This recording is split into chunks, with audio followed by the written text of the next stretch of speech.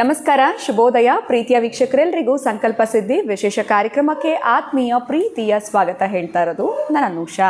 ಮೊದಲದಾಗಿ ಕಾರ್ಯಕ್ರಮ ವೀಕ್ಷಿಸ್ತಾ ಇರುವಂಥ ಸಮಸ್ತ ವೀಕ್ಷಕರಿಗೂ ಸ್ವರ್ಣಗೌರಿಯ ಶುಭಾಶಯಗಳನ್ನ ತಿಳಿಸ್ತಾ ಇವತ್ತಿನ ಕಾರ್ಯಕ್ರಮವನ್ನು ಶುರು ಮಾಡ್ತಾ ಇದ್ವಿ.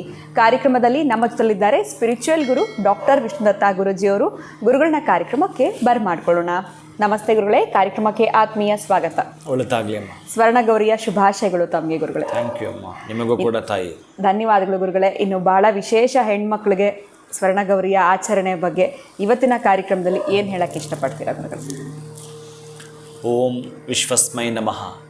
ನನ್ನ ಪ್ರೀತಿಯ ಬಂಧುಗಳೇ, ಸುವರ್ಣ ಸಭೆಯ ಸ್ವರ್ಣ ಮನಸ್ಸಿನ ಸರ್ವ ಸದಸ್ಯರು ಎಲ್ಲರಿಗೂ ಕೂಡ ಸ್ವರ್ಣಗೌರಿಯ ಶುಭಾಶಯಗಳನ್ನು ಹೇಳ್ತಾ ವೈಶಿಷ್ಟ್ಯಪೂರ್ಣವಾಗಿ ಆಚರಣೆ ಮಾಡುವಂಥದ್ದು ಸ್ವರ್ಣಗೌರಿ.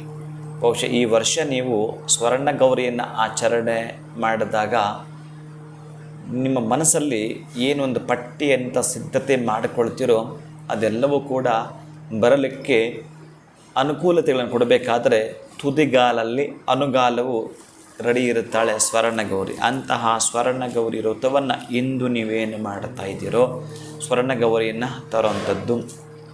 ಇನ್ನು ಆ ಸ್ವರ್ಣಗೌರಿಯ ಮಂಟಪವನ್ನು ತಯಾರು ಮಾಡ್ತಕ್ಕಂಥದ್ದು. ಆ ಮಂಟಪ ನೀವು ಮನೆಯಲ್ಲಿ ಹೇಗೇಗೋ ವಿಭಿನ್ನವಾಗಿ ತಯಾರು ಮಾಡ್ತೀರಿ. ಮನೆಯಲ್ಲಿ ಮಕ್ಕಳು ಭಾಳ ಉತ್ಸಾಹದಿಂದ ಅದಕ್ಕೆ ಏನೇನೇನೋ ಮಾಡ್ತಿರ್ತಾರೆ. ಪಾಪ ಒಂದು ರಥವನ್ನೇ ನಿರ್ಮಾಣ ಮಾಡ್ತಾರೆ ಮಕ್ಕಳು ಮನೆಯಲ್ಲಿ. ಅದೆಲ್ಲವನ್ನು ಕೂಡ ಮಾಡ್ತೀರಿ. ಸ್ವಲ್ಪ ವಿಶೇಷತೆ ಅಂತಂದರೆ ನೀವು ಗಮನಿಸ್ತೀನಿ ಅನ್ನೋದಾದರೆ, ಈ ತಾಳಿ ಕಟ್ಟುವಾಗ ಈ 3 ಗಂಟೆ ಹಾಕ್ತಾರೆ ಆ ಹಿಂಬದಿ ಹಾಕಿ ನೀವು ನೋಡಿ ಗಮನಿಸಿ. ಬಹುಶಃ ಅದು ಜನರಿಗೆ ಅದು ರೂಢಿಗತವಾಗಿ ಬಂದಿತ್ತು ಅಂತ ರ್ಯಾಂಡಮಾಗಿ ಮಾಡ್ಕೊಂಡು ಹೋದರೂ ಕೂಡ ಬಹಳ ಅರ್ಥ ಇದೆ. 3 ಗಂಟೆ ಹಾಕಿದ್ದಕ್ಕೆ ಶಾಸ್ತ್ರ ಬಹಳ ಮಾತಾಡುತ್ತೆ. ಅಲ್ಲಿ ಅರಿಶಿನ ಕುಂಕುಮವನ್ನಿಟ್ಟು ಧೂಪ ದೀಪ ತೋರಿಸ್ತಾರೆ ಹಿಂದ್ಗಡೆ, ನೋಡಿದ್ದೀರಾ? ಹೌದು ಗುರುಗಳು, ನನ್ನ ಮದುವೆಲೆ ಅನುಭವ ಇದೆ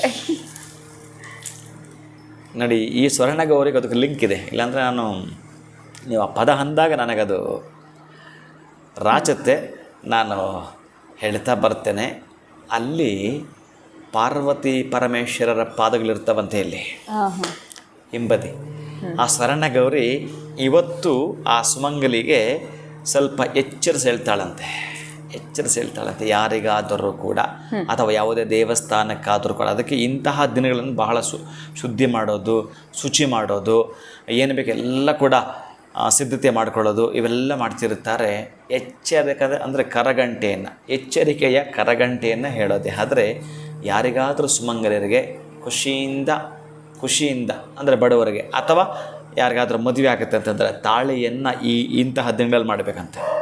ತಾಳಿಯನ್ನು ಇಂತಹ ದಿನಗಳಲ್ಲಿ ಅಥವಾ ಒಂದು ದೇವಸ್ಥಾನಕ್ಕೆ ಮಾಡ್ತೀನಿ ಅನ್ನೋದಾದರೆ, ಅಥವಾ ಈ ಅರಿಶಿನ ಕೊಂಬು ಅಂತ ಏನಿದೆಯೋ ಅದನ್ನು ಕಟ್ಟಿ ಈ ಗೌರಿಗೆ ನೀವು ಕಟ್ತೀರಿ, ಅದೆಲ್ಲ ಮಾಡ್ತೀರಿ. ನಾನು ಹೇಳೋದೇನಂತಂದರೆ, ಈ ತರಹದ ಗೌರಿಗೆ ಈ ದಾರವನ್ನು ಕಟ್ಟಿ ಒಬ್ಬರಿಗೋ ಪುಟ್ಟ ಗೌರಿಯನ್ನು ನೀವು ದಾನ ಮಾಡಬೇಕು. ಪುಟ್ಟ ಗೌರಿಯನ್ನು ದಾನ ಮಾಡಿ. ಎಂದೂ ನಿಮ್ಮನ್ನು ಬಡತನ ಕಾಡಬಾರದು. ಅಂತಂದರೆ ಸ್ವರ್ಣಗೌರಿ ಬರ್ತಾಳೆ ಅಂದರೆ ಇನ್ನೆಂತ ರೀ, ಸ್ವರ್ಣವನ್ನು ಹೊತ್ಕೊಂಡು ಬರ್ತಾಳೆ ಅಂತ ಇನ್ನೆಂತ ಇರುತ್ತೆ ಅಲ್ಲಿ ಬಡತನ. ಅದಕ್ಕಾಗಿ ಮಾಡೋವಂಥದ್ದನ್ನು ಕೆಲವು ಮಾಡುತ್ತಾ ಇವತ್ತು ನೀವು ಶಾಂತಿಯಿಂದ, ಪ್ರೀತಿಯಿಂದ, ಪ್ರೇಮದಿಂದ ಯಾರಿಗಾದ್ರೂ ಇಬ್ಬರಿಗೋ ಆ ಒಂದು ಮಂಗಳ ದ್ರವ್ಯಗಳೊಂದಿಗೆ ಸ್ವರ್ಣಗೌರಿಯನ್ನು ದಾನ ಮಾಡೋದನ್ನು ಮಾಡಿಕೊಳ್ಳಿ. ಇವತ್ತು ಸಾಯಂಕಾಲ ಗೋಧೂಳಿ ಲಗ್ನದಲ್ಲಿ ಗೌರಿಯನ್ನು ಮನೆಯಲ್ಲಿ ಕೂರಿಸುವಂಥದ್ದು. ಒಂದು 5:30 6 ಒಳಗಡೆ ಒಂದು ತಟ್ಟೆಯಲ್ಲಿ ದಯವಿಟ್ಟು ಬಾಳೆ ಎಲೆ ಹಾಕಿ, ಆ ಬಾಳೆ ಎಲೆ ಮೇಲೆ ಅಕ್ಕಿ ಹಾಕಿ, ಆ ಅಕ್ಕಿ ಮೇಲೆ ನೀವು ರಂಗೋಲಿ ಬಿಡಿಸಿರಲ್ಲ, ಹಾಗೆ ಅಷ್ಟದಳ ಪದ್ಮಂ ಲಿಖಿತ್ವ ಅಂತ ಕರೀತಾನೆ. ಅಷ್ಟದಳ ಪದ್ಮಂ ಲಿಖಿತ್ವ ಅಂತ ಹೇಳ್ತಾನೆ. ಹಾಗೆ ಅಷ್ಟದಳ ಬರೆದು ಬಿಟ್ಟು ಅಲ್ಲಿ ಅರಿಶಿನ ಕುಂಕುಮ ಹಾಕಿ, ಆ ಅಕ್ಕಿ ಮೇಲೆ ಕೂಡ ನೀವು ಆ ಬಿಡು ಹೋಯಿಟ್ಟು ಅದರ ಮೇಲೆ ಸ್ವರ್ಣಗೌರಿಯನ್ನು ಕೂರಿಸಿ ಧೂಪ ದೀಪ ನೈವೇದ್ಯ ನೀರಾಜನ ಅರ್ಘ್ಯ ಪಾದ್ಯ ಆಚಮನ ಎಲ್ಲವನ್ನು ಕೂಡ ಕೊಡ್ತಾ ನಿಮಗೆ ಹೇಗೆ ಬರುತ್ತೋ ಅಂತ ಪ್ರೀತಿಯಿಂದ ಪೂಜೆಯನ್ನು ಮಾಡಿ. ಅಮ್ಮ ಬಂದ ಮೇಲೆ ಮಗ ನಾಳೆ ಬರ್ತಾನೆ. ಹಾಗೆ ಸ್ವರ್ಣಗೌರಿಗೂ ಮಗನಿಗೂ ಬಹಳ ಅದ್ಭುತವಾದ ಅದ್ವಿತೀಯವಾಗಿರತಕ್ಕಂತಹದ್ದು. ಯಾಕೆಂತಂದರೆ ಅದೊಂದು ಇನ್ನು ವಿಶೇಷವಾಗಿರ್ತಕ್ಕಂತಹ ಕತೆ. ನಾನು ಆ ಕಥೆಯೆಲ್ಲ ಇವೆಲ್ಲ ಕೇಳಿಸ್ಕೊಂಡಿರ್ತೀರಿ, ಗೊತ್ತಿರುತ್ತೆ. ಇನ್ನೇನಾದರೂ ವಿಶೇಷ ಅಂತ ಇದ್ದಾಗ ಬಹಳ ಅದ್ಭುತ ಇರುತ್ತೆ. ನಾಳೆ ಗಣಪತಿ ಹಬ್ಬವೂ ಅಷ್ಟೇ, ನೀವೇನು ಆಚರಣೆ ಮಾಡ್ತೀರೋ ಒಂದು ರಹಸ್ಯವಾಗಿರೋ ಮಂತ್ರಹಾಡಕವಾಗಿದೆ. ನಾನು ಬಹಳಷ್ಟು ಜನಕ್ಕೆ ನನ್ನ ಹತ್ರ ಇರೋರಿಗೆ ಅವೆಲ್ಲ ಕೊಡ್ತಿರ್ತೇನೆ. ಯಾವುದೇ ತರಹದ ನಾವು ಇಲ್ಲಿ ತನಕ ಓದಲಿಲ್ಲ ಅಂತಂದರೂ ಆ ಮಂತ್ರವನ್ನು ಹೇಳಬೇಕು. ಅಂಥ ರಹಸ್ಯ ಮಂತ್ರ ನೀವು ನಾಳೆ ತಿಳ್ಕೊಳ್ತೀರಿ. ಏನಾದರೂ ಅಭಿವೃದ್ಧಿ ಅಂತ ಕೂಡ ನಾನು ತಿಳಿಸಿದ್ದೇನೆ. ಆ ಮಂತ್ರ ಹೇಳಿದ್ರೆ ಯಾರ್ಯಾರು ತೃಪ್ತಿ ಆಗ್ತಾರೆ, ಯಾವ ದೇವತೆಗಳು ತೃಪ್ತಿ ಆಗ್ತಾರೆ ನೋಡಿ. ಗಣಪತಿ ಅದಕ್ಕೆ ವರ ಸಿದ್ಧಿ ವಿನಾಯಕ ಅಂದು ಕೂಡಲೇ ಅಷ್ಟೆಲ್ಲ ಬಂದ್ಬಿಡುತ್ತೆ ಅಲ್ಲಿ. ಇನ್ನು ನಿಮಗೆಲ್ಲ ಗೊತ್ತಿರ್ತಕ್ಕಂತಹದ್ದು. ಇನ್ನು ಇವತ್ತು ನೀವು ಗೌರಿನ ಇಟ್ಟಾಗಿದೆ. ಇನ್ನು ಸುಮಂಗಲಿಯರಿಗೆ ಕರೆತರ್ತಕ್ಕಂತಹದ್ದು, ಅರಿಶಿನ ಕುಂಕುಮ ಕೊಡುವಂಥದ್ದು, ಹೆಣ್ಣು ಮಕ್ಕಳಿಗೆ ಬಾಗಿನ ಕೊಡತಕ್ಕಂತಹದ್ದು, ಏನು ತವರು ಮನೆಯ ಸಂಬಂಧ ಆತ್ಮೀಯವಾಗಿ ಹಾಗೇ ಬೆಳೆಯಲಿ ಅಂತ. ಅಂತಹ ಈ ಮನೆಯಲ್ಲಿ ಮಗುವಾಗಿದ್ದು ಹೋಗಿದ್ದಾಕೆ ಆತ್ಮೀಯ. ಈಗೆಲ್ಲೋ ಹೋಗಿ ಇನ್ನೊಂದು ಮನೆಗೆ ಇಲ್ಲಿದ್ದದ್ದು ಕಂದನಾಗಿದ್ದು ಅಲ್ಲಿ ಮಡದಿಯಾಗಿದ್ದಾಳೆ. ಅಂದರೆ ಈ ಕಂದಳಾಗಿದ್ದ ಮಗು ಹೇಗೆ ಆತ್ಮೀಯ ಮಡದಿಯಾಗಿ, ಆನಂದ ಕಂದಳಾಗಿ, ಆರೋಗ್ಯ ಭಾಗ್ಯಳಾಗಿ, ಸಹೃದಯದಿಂದ ನೀವು ಕೊಡ್ತಕ್ಕಂತಹ ಭಾಗ್ಯನ ಇದೆಯಲ್ಲ, ಇದು 100 ಕಾಲ ಇರತಕ್ಕಂತಹದ್ದು. ಸುಮಂಗಲಿತನ 106 ಕಾಲ ಇರತಕ್ಕಂಥದ್ದರಿಂದ ಈ ಭಾಗ್ಯನೆಲ್ಲ ಕೊಡ್ತೀರಿ.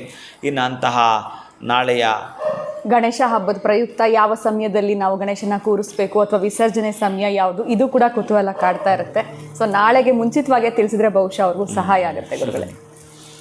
ಇನ್ನು ನಾಳೆ ಬಹುಶಃ ನಿಮಗೆಲ್ಲ ಗೊತ್ತಿರೋಂಥದ್ದು ರಾಹು ಕಾಲಗಳನ್ನು ಹೊರತುಪಡಿಸಿ ಮಾಡ್ಕೊಳ್ಳೋಂಥದ್ದು ನಿಮಗೆ ಗೊತ್ತಿದೆ. ಇನ್ನು ಗಣಪತಿ ಅಂತಂದರೆ ನೀವು ಏನದು ಕಡುಬು ಕಜ್ಜಾಯ ಏನದು ಮಾಡ್ತೀರಿ, ಕರ್ಜಿಕಾಯಿ ಪಂಚಕಜ್ಜಾಯ ಎಂತ ನೈವೇದ್ಯ ಮಾಡ್ತಿರೋ, ಪಾಯಸ, ನೀವೇನು ಕೊಟ್ಟರು ತೃಪ್ತಿ ಆಗ್ತಾನೆ ಮಹಾಗಣಪತಿ.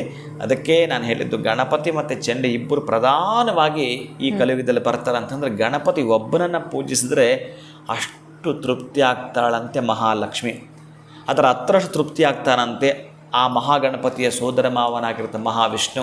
ನಾಳೆ ಎಲ್ಲ ನೀವು ಅದನ್ನು ತಿಳಿಸಿಕೊಡುತ್ತೇನೆ, ಅಂತಹ ಮಂತ್ರ ಕೂಡ ತಿಳಿಸಿಕೊಡ್ತೇನೆ. ಅದು ಹೇಳಿದರೆ ಅಷ್ಟೇ ತೃಪ್ತಿ ಆಗ್ತಾರೆ ಅಂತ. ನೀವೇನಾದರೂ ಪೂಜೆ ಮಾಡ್ತೇನೆ ಅಂತಂದರೆ ಬ್ರಾಹ್ಮ್ಯ ಲಗ್ನ, ಇನ್ನು ಬೇರೆ ಏನು ಕೂಡ ನಾನು ಹೇಳುವಾಗಿಲ್ಲ, ನಿಮಗೆ ಗೊತ್ತಿದೆ. ಅದು 3ವರೆಗೆ ಪ್ರಾರಂಭಿಸ್ತಿರೋ, 4ವರೆಗೆ ಪ್ರಾರಂಭಿಸ್ತಿರೋ, ಒಟ್ಟಾರೆ 5 ರಿಂದ 6 ಸೂರ್ಯೋದಯಕ್ಕೆ ಮುನ್ನ ಮಾಡಿಕೊಳ್ತೀವಿ. ಅದಾಗಲಿಲ್ಲ ಅಂತಂದರೆ ಇನ್ನು ಶನಿವಾರವಾದ್ದರಿಂದ ನಾವೇನು ಮಾಡ್ಕೊಳ್ತೀವಿ, ಆ ರಾಹುಕಾಲವನ್ನು ಹೊರತುಪಡಿಸಿ 9 ರಿಂದ 10ವರೆ, 9 ರಿಂದ 10ವರೆ ಆ ಒಂದು ಟೈಮನ್ನು ನೀವು ಮೀರಿ 11ವರೆಯಿಂದ 12 ಅಭಿಜಿನ್ ಲಗ್ನ, ಅದು ಕೂಡ ಅತ್ಯಂತ ಶುಭ ಫಲ. ಇನ್ನು ವಿಶೇಷವಾಗಿ ನಾವು ಮಾಡ್ಕೊಳ್ತೀವಿ ಅಂತಂದರೆ ಗಣಪತಿ ಸಾಯಂಕಾಲ ಮಾಡ್ತಕ್ಕಂಥದ್ದನ್ನು ಕೂಡ ಮಾಡಿಕೊಳ್ಳಿ.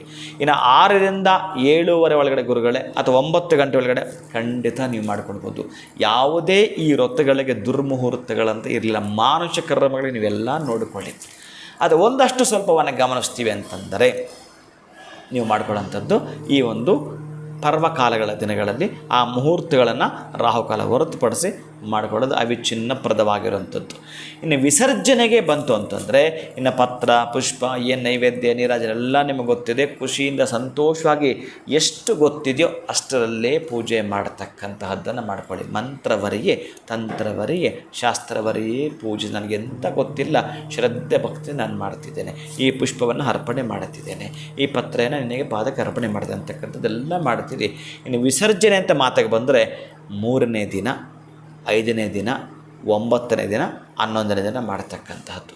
ಅಥವಾ ಗಣಪತಿ ಅಂತ ನಾವು ಪೂಜೆ ಮಾಡಿದಾಗ 3 ಕಾಲಗಳ ಪೂಜೆ ಮಾಡಿ ಕೂಡ ಬೆಳಗ್ಗೆ, ಸಾಯಂಕಾಲ ಮತ್ತು ನಾಳೆ ಬೆಳಗ್ಗೆ ಮಾಡಿ ವಿಸರ್ಜನೆ ಮಾಡಿ ಕೂಡ ಮಾಡಿಕೊಳ್ಳಬಹುದು, ಅಭ್ಯಂತರವಿಲ್ಲ. ಇಟ್ಟಿದ್ದ ದಿನನೇ ಕೂಡ ನಾವು ವಿಸರ್ಜನೆ ಮಾಡ್ಬೋದು, ಅದು ಸಾಧ್ಯ ಇಲ್ಲ.